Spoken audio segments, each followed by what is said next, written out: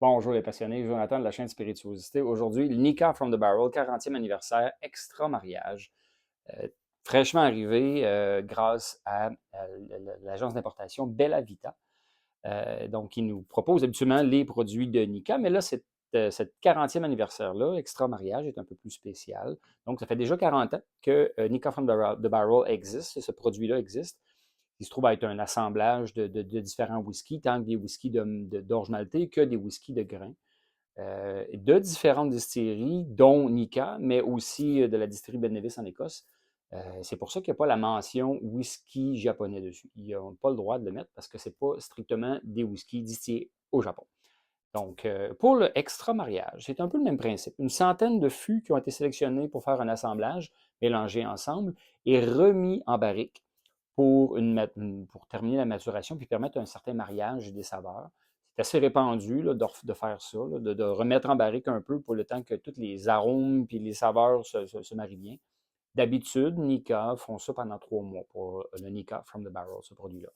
Donc, ils remettent en barrique 3 mois. Pour le extra mariage, 40e anniversaire, c'est 6 mois. Donc, un peu plus de temps en barrique pour permettre aux arômes de se marier davantage et nécessairement, c'était pour souligner un peu euh, les 40 ans que ce produit-là existe. Euh, quand la bouteille est pleine, ça se verse très mal. Il faut en mettre généreusement si on ne veut pas en échapper plus à côté que dedans. Et voilà.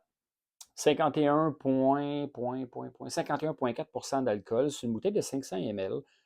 Les autres, même bouteille que tu disais pour les Nika from the Barrel, qui est comme plutôt cool, pareil, c'est une belle petite bouteille.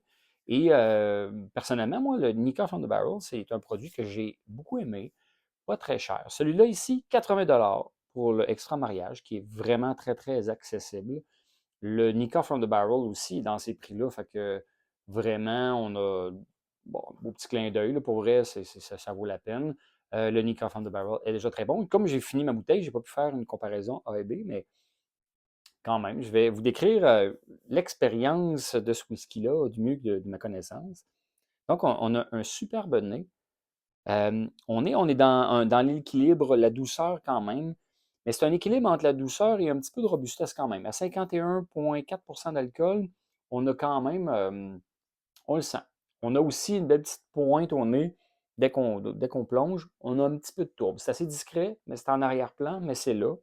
On a quand même une belle tourbe. On a une certaine rondeur avec des céréales sucrées qui est super intéressant.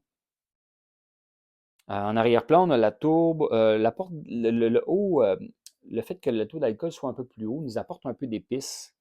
C'est bien, c'est le fun. C'est comme c'est ce qui le rend un peu plus relevé, je dirais. Et il y a le chêne aussi. Je ne sais pas si c'est l'extra mariage, mais le chêne est quand même assez présent. On a un beau chêne sucré avec une petite amertume boisée. Fait que l'amertume boisée, là, c'est un peu comme en tout cas, quand j'étais jeune, là, des fois, on enlevait de l'écorce sur des arbres qui étaient verts, mettons comme du tremble ou de quoi de même.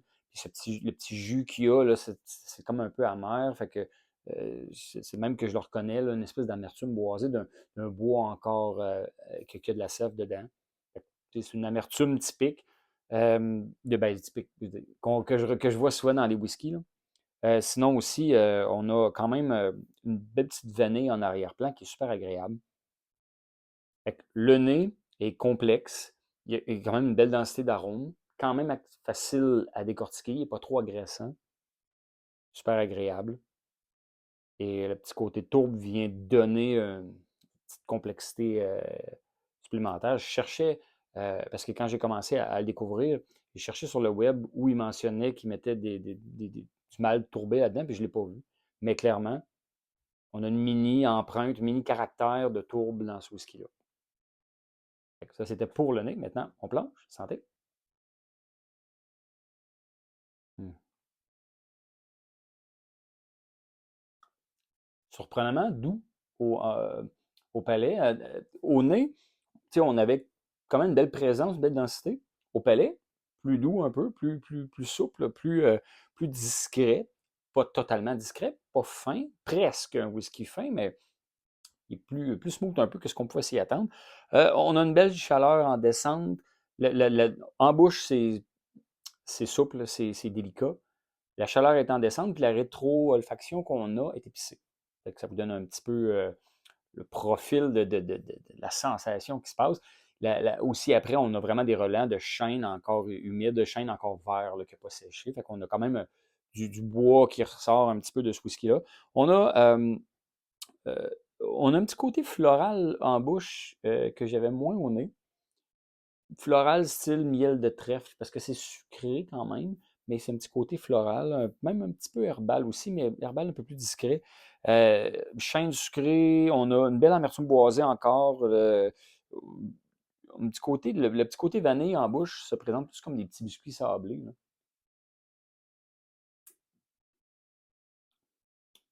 Vous savez, les petits biscuits qu'on est supposé prendre avec du thé ou du café, là, c'est moins populaire au Québec, là, mais tu sais, je pense qu'en Écosse, même, c'est plus populaire. Il y avait ça dans des grosses boîtes rondes en métal dans le temps des fêtes.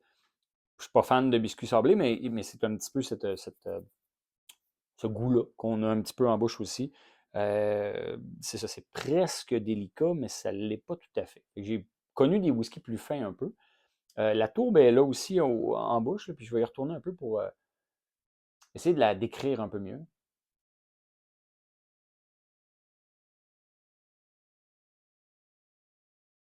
Fait que la tourbe, elle se présente un peu comme une fumée de conifères. Fait comme quand on fait brûler du sapinage, du pain, l'épinette, euh, le petit côté conifère est là avec le petit côté brûlé. Puis on est sur une fumée subtile un peu de charbon subtil avec le petit côté conifère. J'ai ça souvent dans les whiskies peu tourbés. Puis souvent, c'est une jeune tourbe ou un jeune whisky qui va faire sortir cette tourbe-là avec un côté plus conifère. Dans ce cas-ci, on n'a aucune indication d'âge. Fait que d'après moi, il y a des barils plus vieux puis des barils plus jeunes. Et probablement que dans les whiskies tourbés qui sont utilisés pour cet assemblage-là, ben, il y en a peut-être quelques-uns, selon moi, qui sont un peu plus bas en âge.